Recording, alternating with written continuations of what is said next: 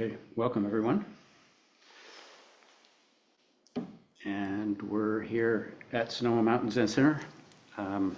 We are just approaching the end of our third week of a 4-week residential practice here called Ango that happens in February and August. The name Ango translates as peaceful dwelling, and that is what we've been doing here in such a way that we help reinforce each other's practice, and the experience of working together then helps provide an opportunity to put the practice of Zazen into action. And we've presenting a four-part series, and that constitutes the theme of the Ango period. And the theme in this particular Ango is drawn from the book, which is really the core of the Soto Zen practice, and that is the Shobogenzo by Dogen, who was the founder in the early 1200s of the lineage of Soto Zen. And a quick kind of overview of the landscape of the talks last Saturday, February 8th, was kind of the introduction and the ways in which the practice here at Ango was starting to affect me. And today I'm going to go and bring a few of those concepts forward and also talk about with the help of Nyosei Hojo-san and Kwong-roshi, how to approach the book. And because I used to not find reading Dharma books all that useful relative to the experience that I was having. And somehow this Ango period and the way in which the experience for me here has been reinforced by working together with the other Sangha members, and a few kind of navigational tips that, Hojo-san started me off on, and I got some additional advice from the Roshi. Then on Thursday, that will be number 3 of the 4-part series. That then goes into a technique or a process or something that happens. It can be an intention that you apply to Zen. It can also be the result of what happens as you're practicing. And that is what Dogen called dropping away of body and mind, kind of a doorway to realization. And then the 4th talk, which will be Saturday, February 15th, that is then going to be on one particular chapter of the Shobogenzo, which is called the Genjo Koan, that I've felt quite useful and personally meaningful, and I've built the whole theme for this Ango around that chapter. So in essence, these presentations at this Ango are kind of a use case for why read the Shobogenzo. And because the question that occurred to me as I was approaching the book is a little intimidating, because there are 4 volumes, and one of them is this thick. And the question that I arrived with is kind of, what am I agreeing to in this period of the Ango? And one of the things that I really appreciate about Soto Zen is that it's not a religious practice. One isn't being asked to kind of agree or sign on to a particular doctrine, but rather it's a deep, straightforward, contemplative practice in the spirit of our common humanity. And that way of seeing it has been quite helpful for me. It's not a process of worshiping something or someone that's external to us, but rather of studying and contemplating oneself as a way to bridge that into the practice and then help carry that practice forward into real action with friends, neighbors, family, and so on. And the whole schedule during the Ango period is designed to be a kind of rapid fire sequence of alternating periods of quiet and discussion, of solitude and working together. I've found it quite helpful in kind of deepening the practice.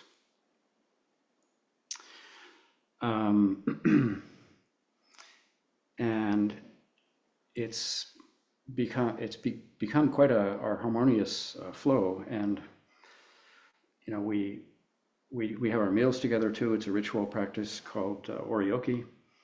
And at the end of the oryoki, having eaten your meal and cleaned the bowls, then as you're stacking the bowls back together, then sometimes it'll happen that everyone has actually nested the second bowl into the first one simultaneously and very quietly. And that to me was very much like what happens, the feeling that you get when a whole circle of people, they all bow together at the same time, and the harmonious feeling that leads to.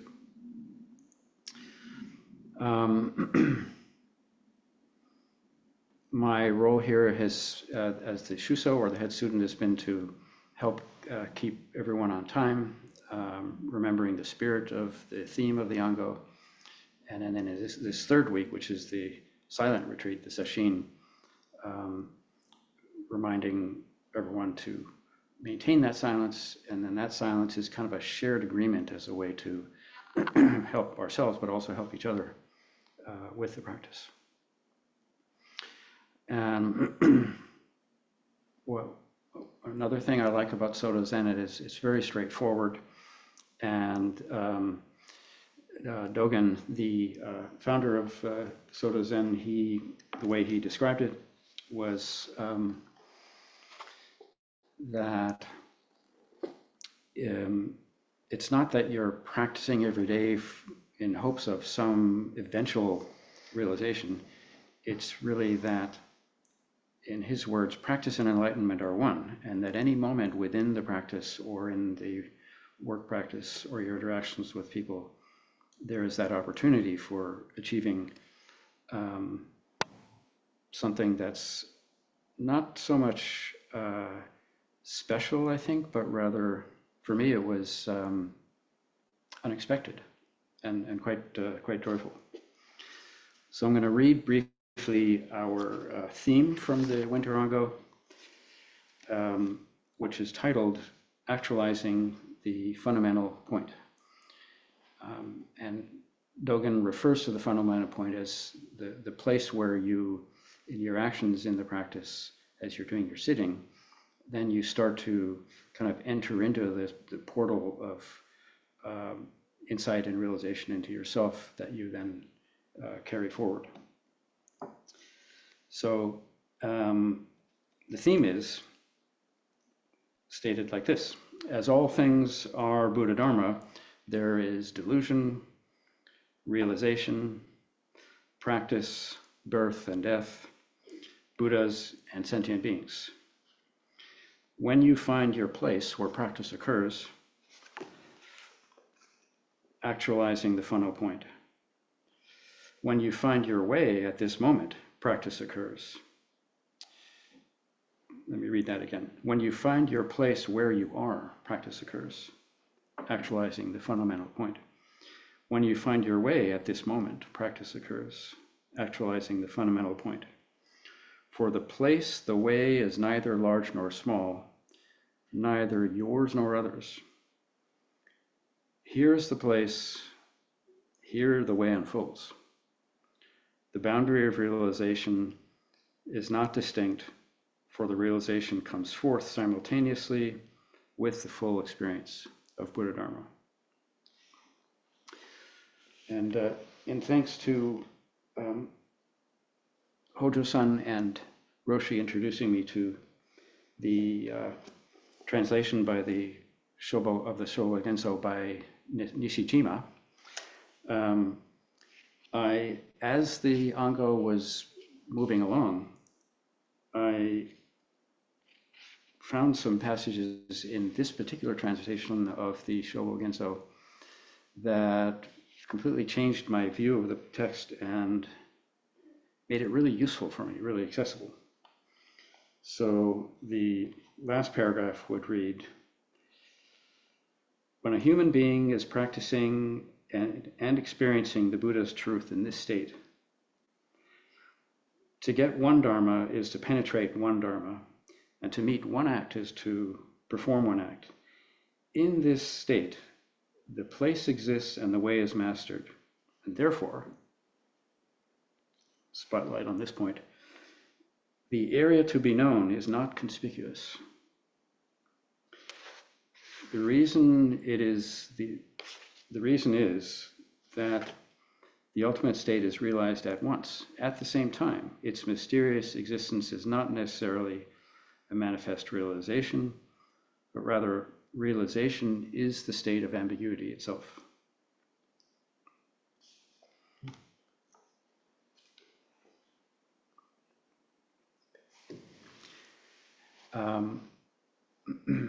Prior to coming to this Ango, pretty much my experience with sitting practice and the kind of the activities around it was that there were 3 separate silos. One was the sitting silo, second was the reading silo, and then the third was all my other activities.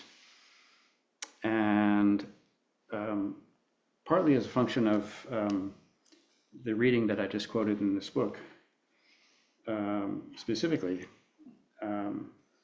rather than what some of the other translations say is that the way is unknowable. And this one, it kind of reached out of the page and slapped me in the face. It said, therefore, the area to be known is not conspicuous.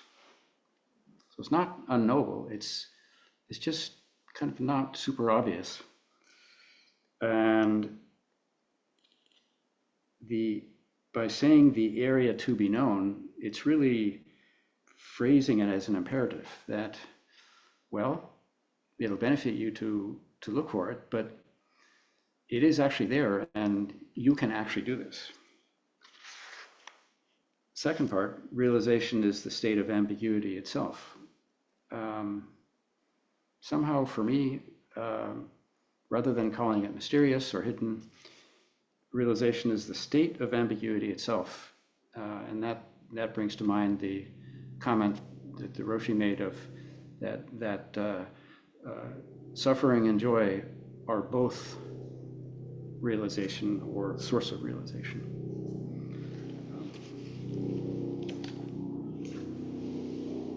So partly as a result of reading this particular translation of this chapter of the Shobogenzo, that chapter is called the Genjo Koan, and partly as a result of, in a more immediate sense, the interactions and conversations and working together with the other Sangha members that have really changed the whole experience for me. Not just, how to read the book, but how to do the practice or why do the practice. And some funny things started to happen along the way. One of them occurred on the 3rd day of the Ango, and I had just finished. We have 2 sittings in the morning that last 40 minutes each, followed by 10 minutes of walking meditation. And I'd walked out of the Zendo. It was during the storm of last week. The rains had just stopped, but the clouds were still kind of hanging thick around the mountains.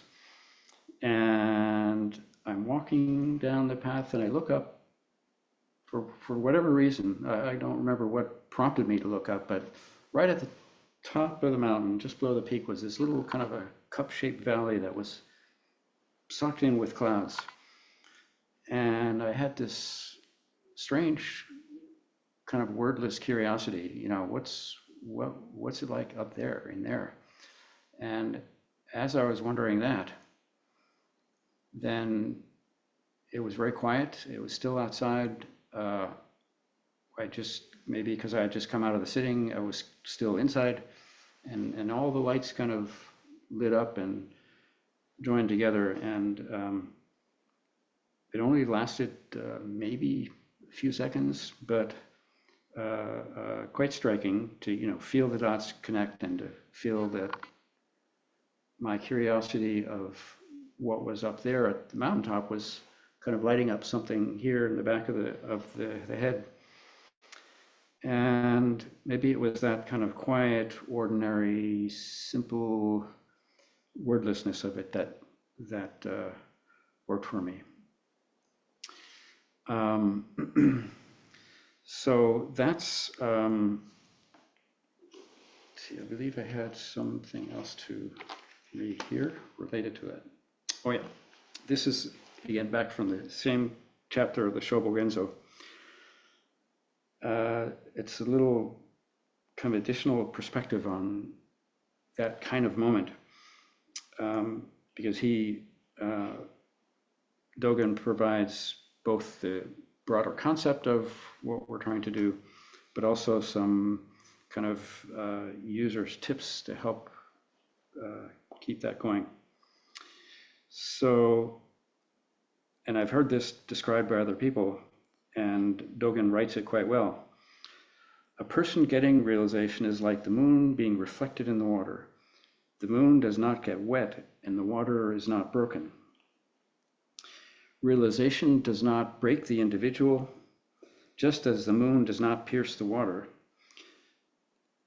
The individual does not hinder the state of realization, just as a dewdrop does not hinder the sky and the moon.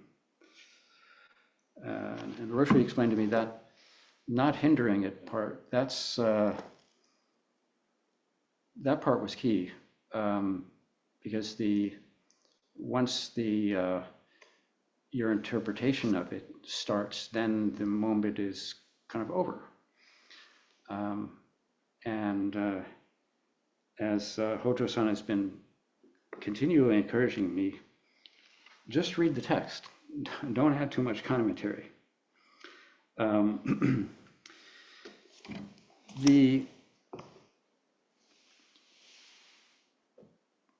Prior to starting this Ango, the way that I had been sort of accustomed to, I guess you'd call it that, a conditioned view of approaching the practice, is that there was a specific defined target. And if you learn the rule structure, do the homework, that'll get you there. And as it turned out, thinking about that, having had my view changed by this reading in the Shobogenzo, I realized that I'd been approaching it with more of an ambition-driven path rather than that coming from an aspiration.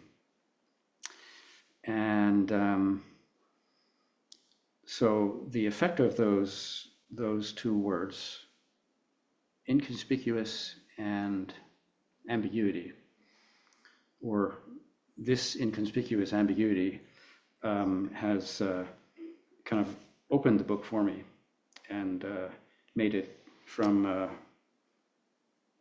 kind of a manual or a tome to a really useful, helpful friend. And there's a backstory for what helped all of this to happen, that helped me to be able to see the book and appreciate the practice. And by the way, my kind of go-to parts of the book for me right now at this point. There's the Gento Koan, that's chapter 3. Then there's Dogen's universal recommendations for the practice of Zazen. And that's on page 241 of the same book. And then there's everything else in the Shobogenzo. And I've gotten more use out of these few pages than anything I had done before. And by the way, this is volume 1 of the 4-part series of the book, the Shobogenzo, translated by Gudo Nishijima and Chodo Cross.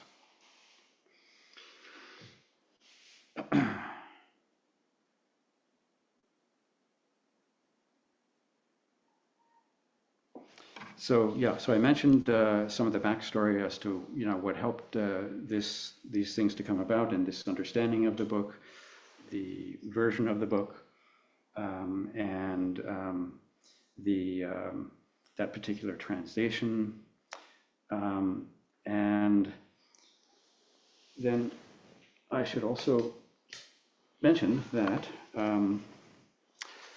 Hojo-san introduced me to a few books that are here in the library at the Zen Center that were also helpful, in particular for getting a sense of how to approach the text. In my case, what happened first was these two words sort of leaped out of the page and grabbed me. But Hojo-san then also provided some very, very useful additional perspectives into the book they're not the whole translation, but there are unique and useful perspectives by 3 other translators. So this one called Enlightenment Unfolds, and I'm going to read a few sentences from this particular book that were quite useful. Let's see.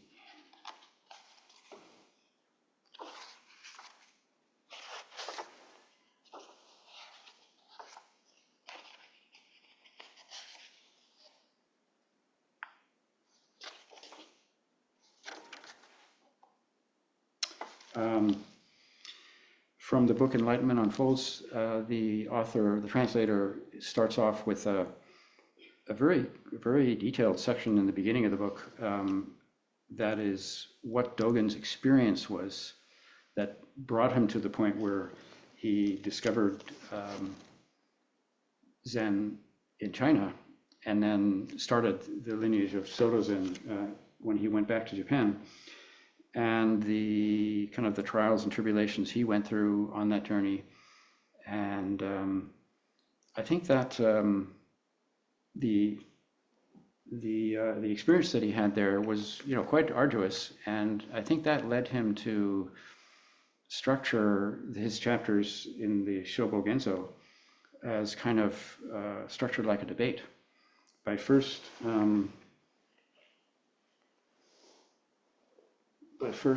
basically raising a question like, since the way of the Buddha Dharma is already known, and you already have the Buddha Dharma nature in you, then why bother to practice?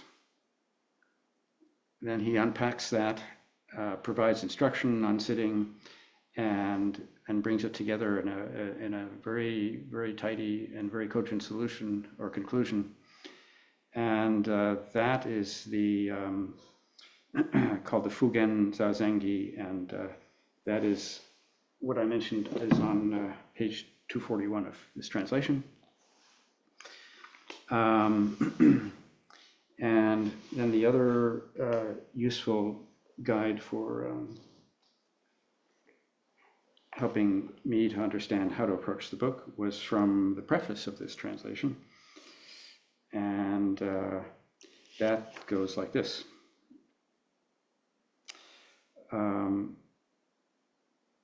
Master Dogen, in his approach, did not depart from traditional Buddhist thought, but rather his thought as expressed in the Shobogenzo follow his own unique method of presentation.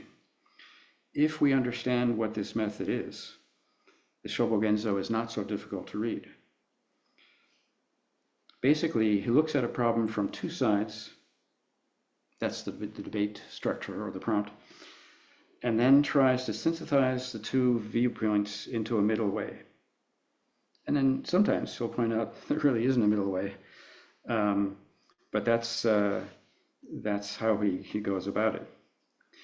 Then Master Dogen recognized the existence of something which is different from thought, that is, reality in action. Action is completely different from intellectual thought and completely different from the perceptions of our senses. So Master Dogen's method of thinking is based on action, and because of that, it has some unique characteristics.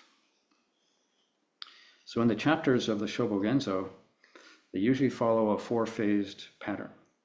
First, Master Dogen picks up a phrase and outlines the Buddhist idea. Then he examines the idea very objectively or concisely in order to defeat idealistic or intellectual interpretations of it.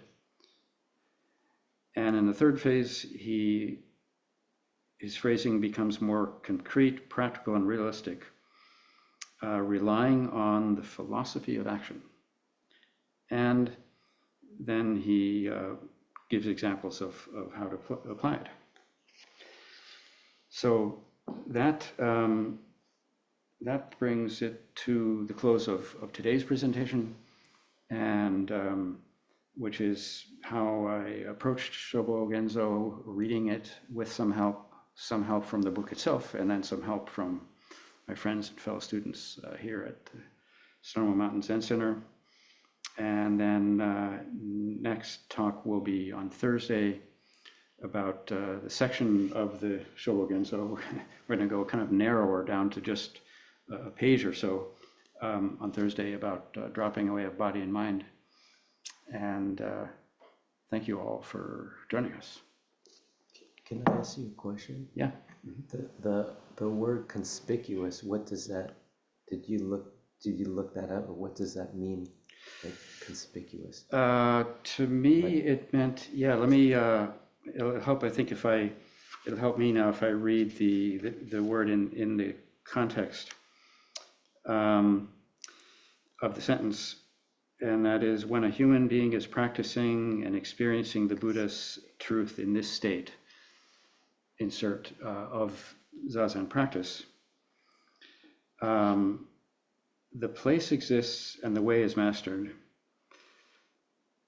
And by the place, he describes earlier that the place is, what are you looking for in the practice?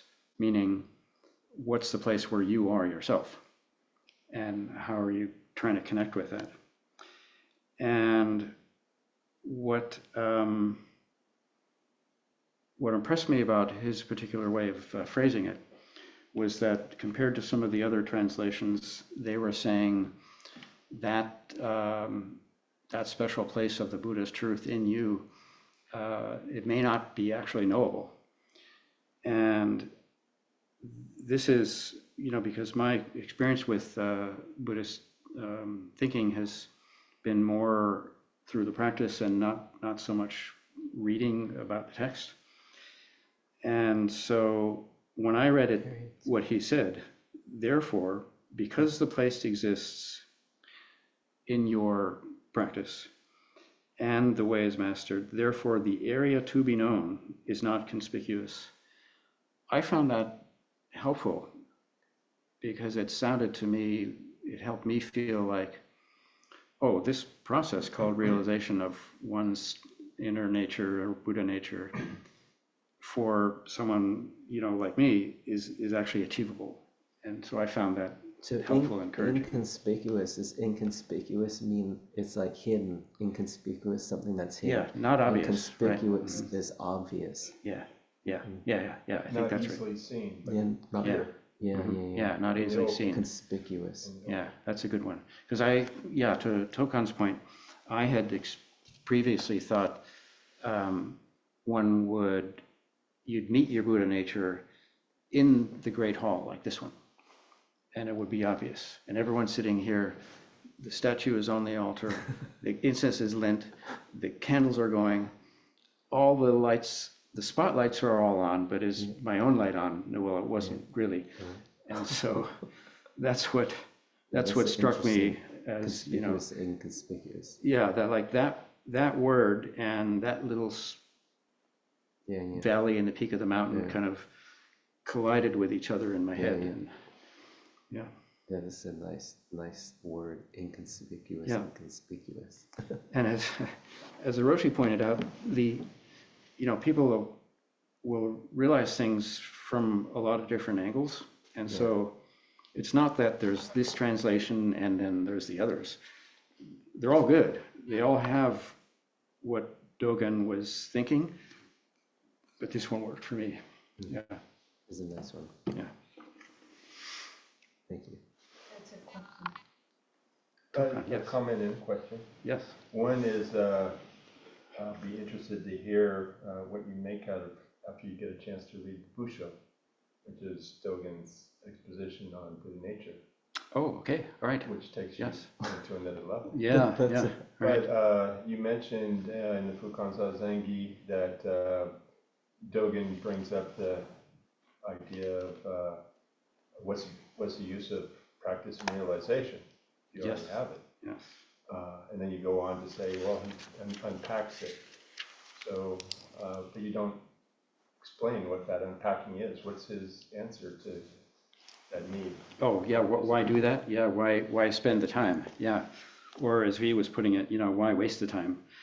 And because we're go off to distant lands, dusty lands. Yes. Yeah. Exactly. So, all right. Thank you. That answers the question in large part, and that is in this Fukan Zazengi, the universal recommendations to the practice of Zazen. He starts off by saying, why waste your time running here or there? Well, first, why practice? And then second, why run here or there or across the globe? In his time, going to China was very dangerous. They were in a small rickety boat, and he got seasick, he got dysentery, the boat almost capsized, and so he was, I guess, thinking from his own experience. But one of the ways that he wraps up the argument is in the Fukan Zazengi, is he said, I'm paraphrasing here, but it seems ironic to me, thinking like I'm Dogen and commenting to his group, it seems ironic to me that one should travel far to, quote him, dusty places when your Buddha nature was right there inside of you. And how is it that traveling that far could really make the difference? Now, key detail though is that in his case, he met his teacher Ru Ding that helped kind of unlock the realization for him. So there was that. So that's traveling, but what about purpose of practice and realization? Practice and realization, then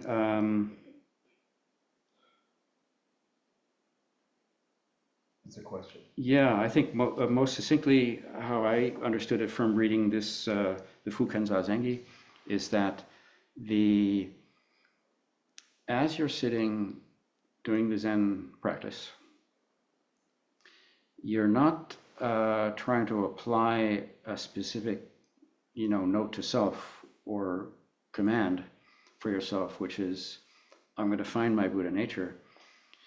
It's that the way that he structured the description is you're sitting with an upright posture, you have one hand cupped inside the other, you're breathing, you're listening to the sound of the breathing, Roshi talks a lot about the unshu, the sound of the breath of the exhale, and as you're doing those actions in a not an unthinking, but a kind of a non-thinking way, trying not to comment on your own experience, that the realization starts to unfold of itself.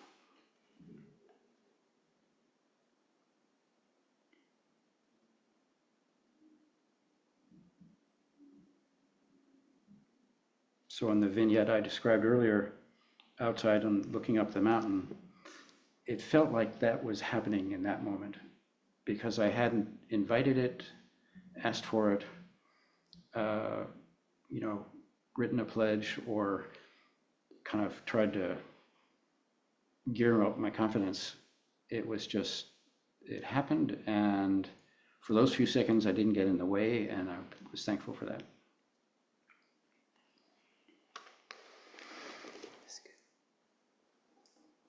Thank you all. I hope it's useful.